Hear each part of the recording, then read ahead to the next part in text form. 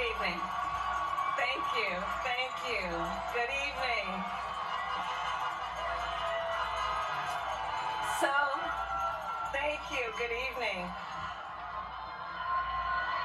So, Congressman John Lewis, before his passing, wrote, "Democracy is not a state, it is an act." And what he meant was that America's democracy is not guaranteed. It is only as strong as our willingness to fight for it.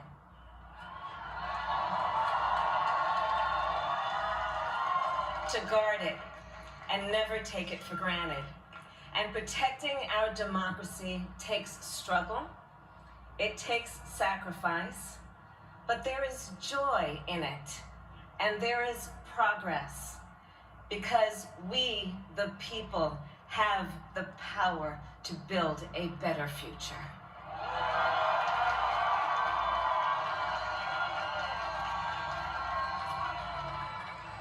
And when our very democracy was on the ballot in this election, with the very soul of America at stake, and the world watching, you ushered in a new day for America.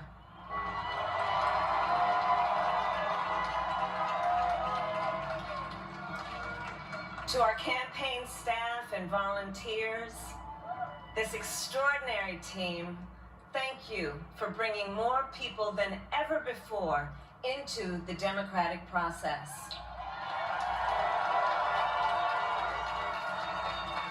And for making this victory possible. To the poll workers and election officials across our country who have worked tirelessly to make sure every vote is counted, our nation owes you a debt of gratitude.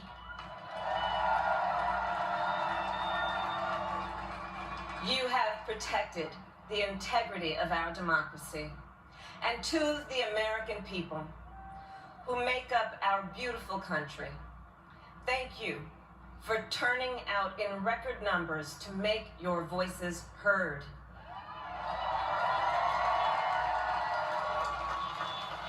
And I know times have been challenging, especially the last several months.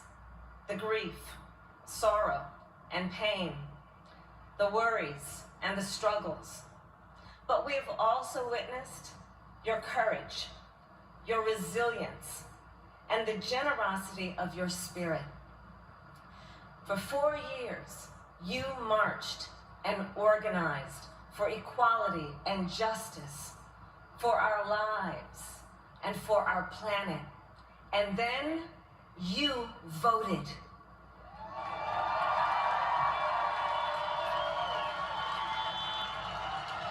And you delivered a clear message. You chose hope and unity, decency, science, and yes, truth.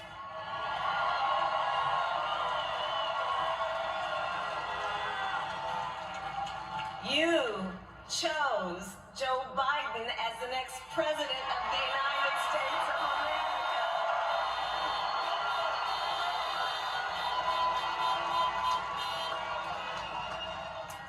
And Joe is a healer, a uniter, a tested and steady hand, a person whose own experience of loss gives him a sense of purpose that will help us as a nation reclaim our own sense of purpose.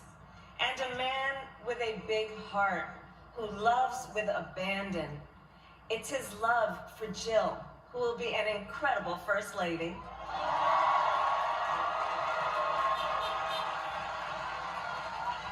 It's his love for Hunter and Ashley and his grandchildren and the entire Biden family.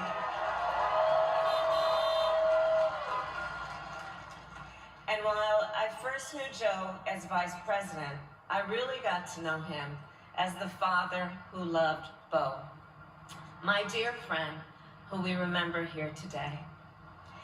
And to my husband, Doug,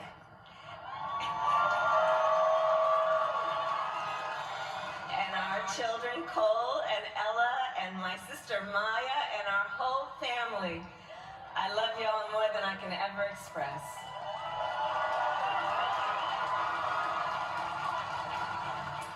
We are so grateful to Joe and Jill for welcoming our family into theirs on this incredible journey.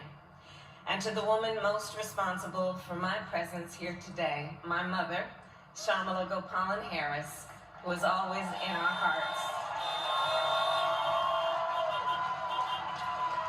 When she came here from India at the age of 19, she maybe didn't quite imagine this moment, but she believed so deeply in an America where a moment like this is possible. And so I'm thinking about her and about the generations of women, Black women,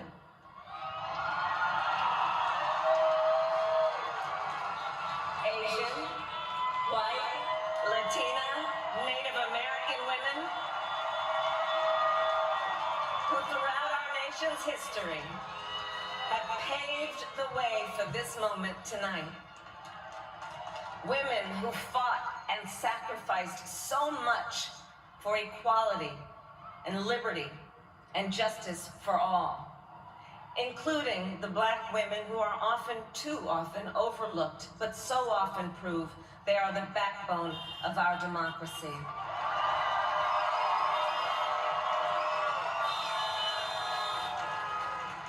All the women who have worked to secure and protect the right to vote for over a century, 100 years ago with the 19th Amendment, 55 years ago with the Voting Rights Act, and now in 2020 with a new generation of women in our country who cast their ballots and continued the fight for their fundamental right to vote and be heard.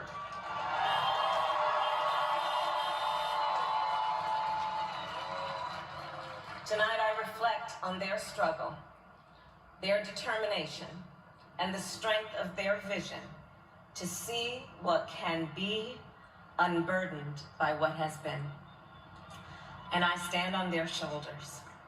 And what a testament it is to Joe's character that he had the audacity to break one of the most substantial barriers that exists in our country and select a woman as his vice president.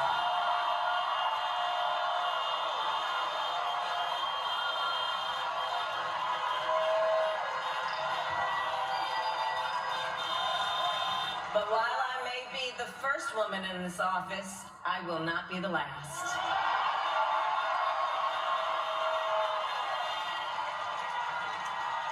Because every little girl watching tonight sees that this is a country of possibilities. And to the children of our country, regardless of your gender, our country has sent you a clear message. Dream with ambition, lead with conviction, and see yourselves in a way that others may not, simply because they've never seen it before. But know that we will applaud you every step of the way.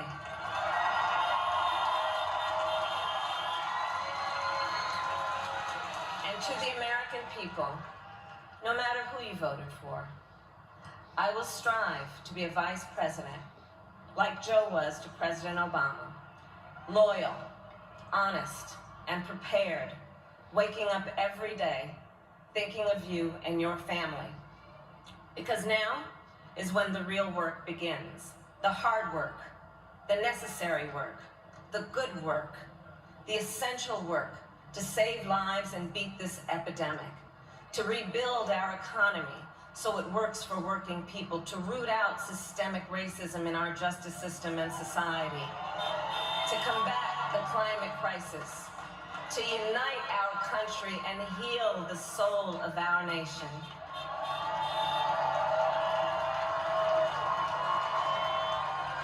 And the road ahead will not be easy, but America is ready.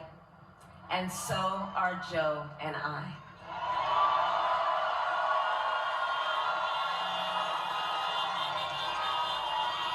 We have elected a president who represents the best in us.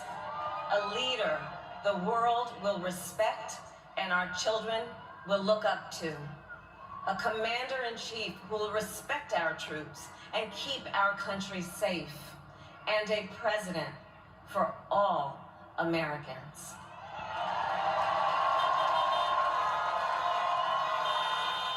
And it is now my great honor to introduce the President-elect of the United States of America, Joe Biden.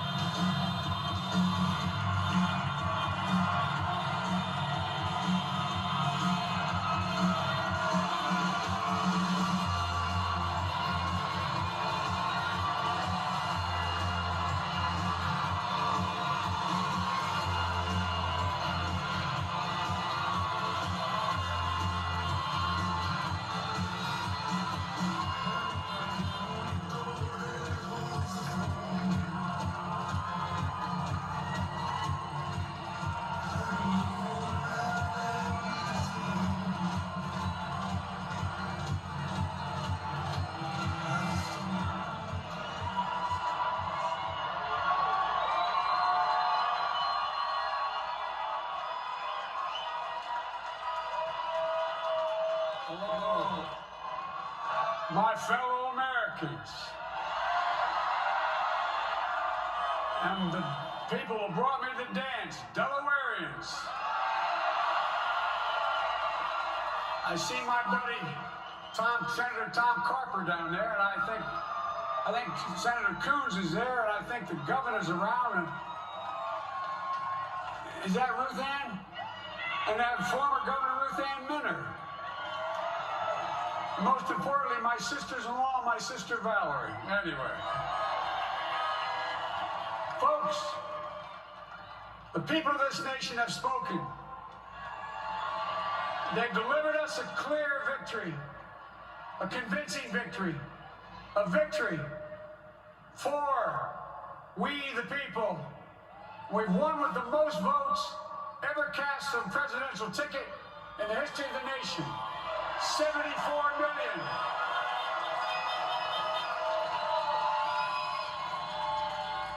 Well, I must admit it surprised me. Tonight, we're seeing all over this nation, all cities and all parts of the country, indeed across the world, an outpouring of joy, of hope, renewed faith in tomorrow, bring a better day. And I'm humbled by the trust and confidence you've placed in me. I pledge to be a president who seeks not to divide, but unify. Who doesn't see red states and blue states, only sees the United States. I work with all my heart, with the confidence of the whole people, to win the confidence of all of you. And for that is what America, I believe, is about. It's about people. And that's what our administration will be all about. I sought this office to restore the soul of America, to rebuild the backbone of this nation, the middle class, and to make America respected around the world again. And to unite us here at home. It's the honor of my lifetime that so many millions of Americans have voted for that vision. And now, the work of making that vision is real. It's a task, the task of our time. Folks, as I said many times before, I'm Jill's husband. And I would not be here without her love and tireless support of Jill, and my son Hunter, and Ashley, my daughter, and all our grandchildren, and their spouses, and all our family. They're my heart. Jill's a mom, a military mom, an educator. And she's dedicated her life to education. But teaching isn't just what she does, it's who she is. For American educators, this is a great day for y'all. You're going to have one of your own in the White House. And Jill's going to make a great First Lady. I'm so proud of her.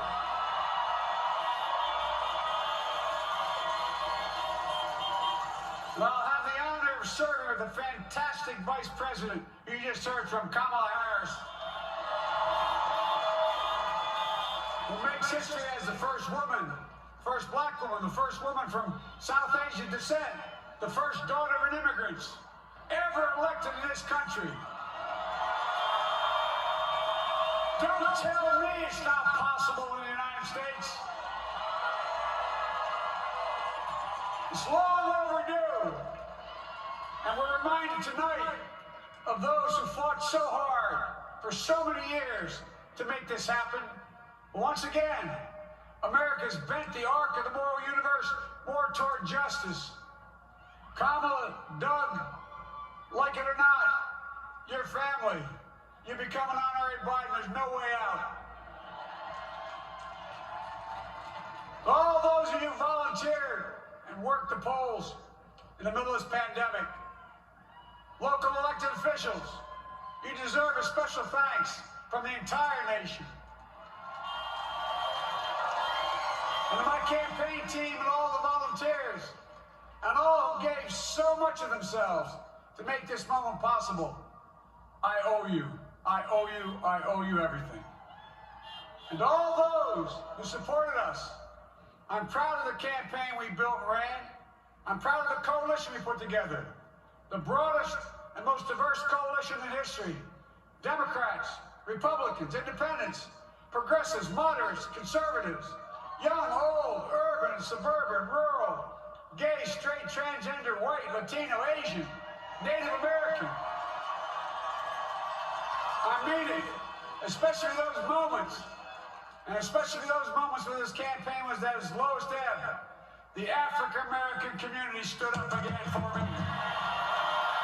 You always have my back, and I'll have yours. I said at the outset, I wanted to represent this campaign to represent and look like America. We've done that. Now that's what the administration will look like and act like. For all those of you who voted for President Trump, I understand the disappointment tonight. I've lost a couple times myself. But now, let's give each other a chance. It's time to put away the harsh rhetoric, lower the temperature, see each other again, listen to each other again. And to make progress, we have to stop treating our opponents as our enemies. They are not our enemies. They are Americans. They're Americans. The Bible tells us, to everything there is a season, a time to build, a time to reap, and a time to sow, and a time to heal. This is the time to heal in America.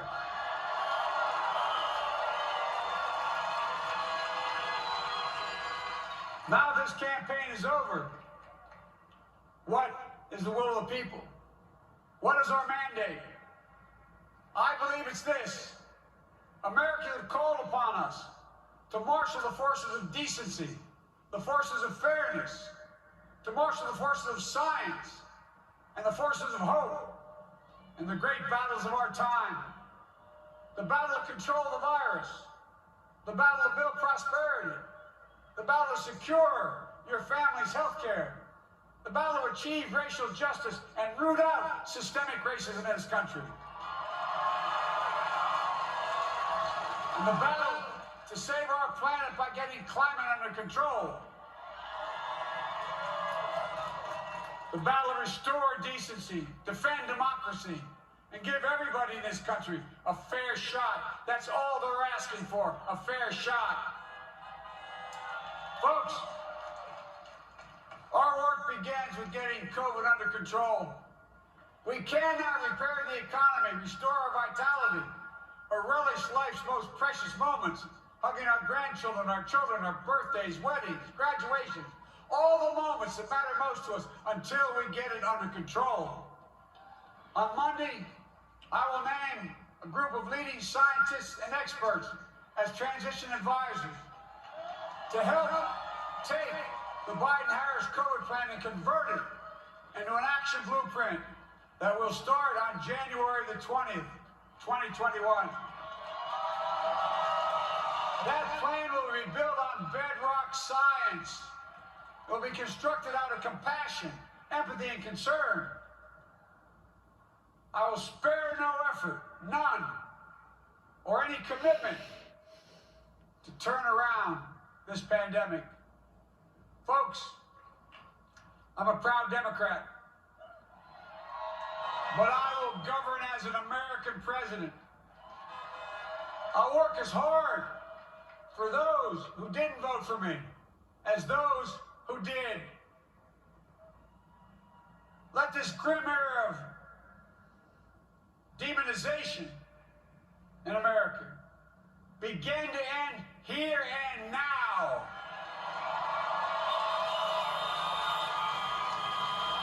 The refusal of Democrats and Republicans to cooperate with one another, it's not some mysterious force beyond our control. It's a decision, a choice we make.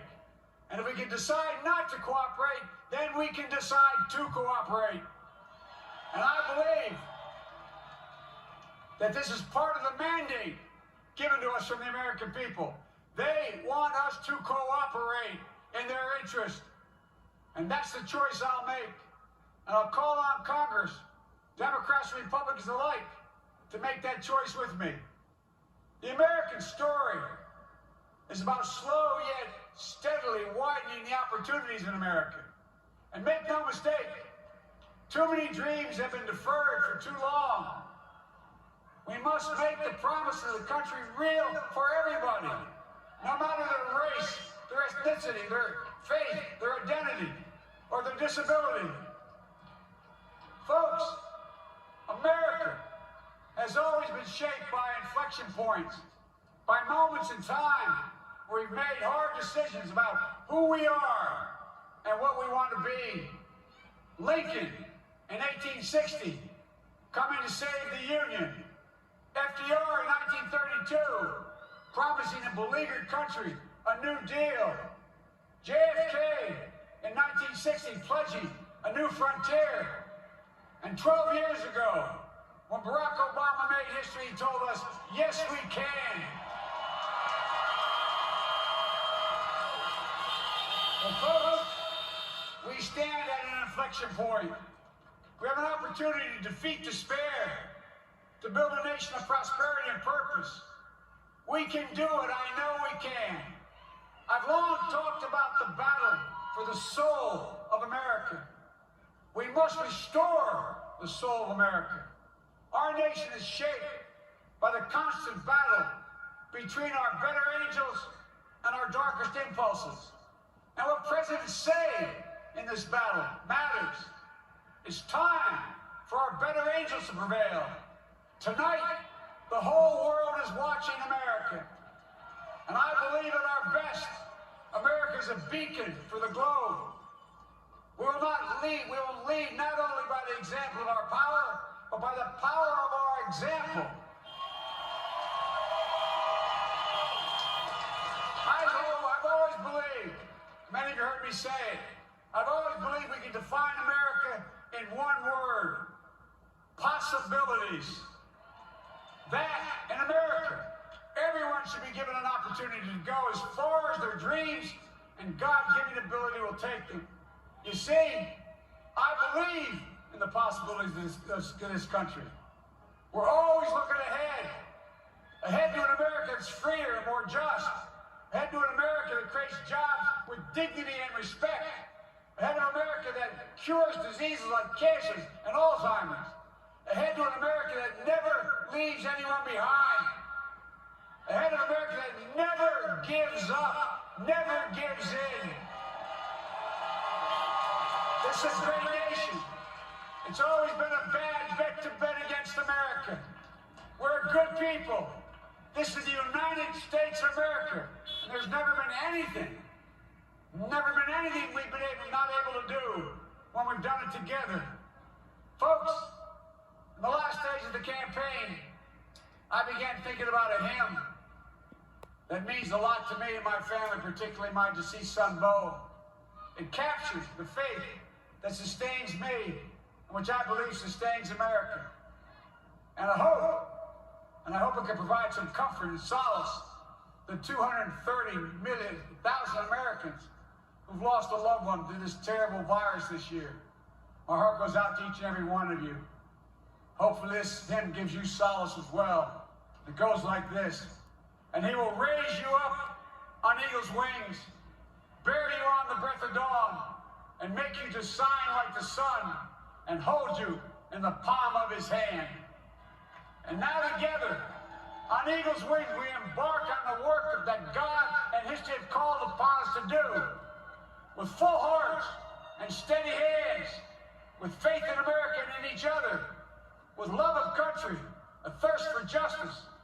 Let us be the nation that we know we can be, a nation united, a nation strengthened, a nation healed. The United States of America, ladies and gentlemen, there's never been anything we've tried we've not been able to do. So remember, as our grandpapa used to say when I walked out of his home when I was a kid up in Scranton, he said, "Joey, keep the faith." And our grandmother, when she was alive, she yelled, "No, Joey, spread it. Spread the faith. God love you all. May God bless America, and may God protect our troops."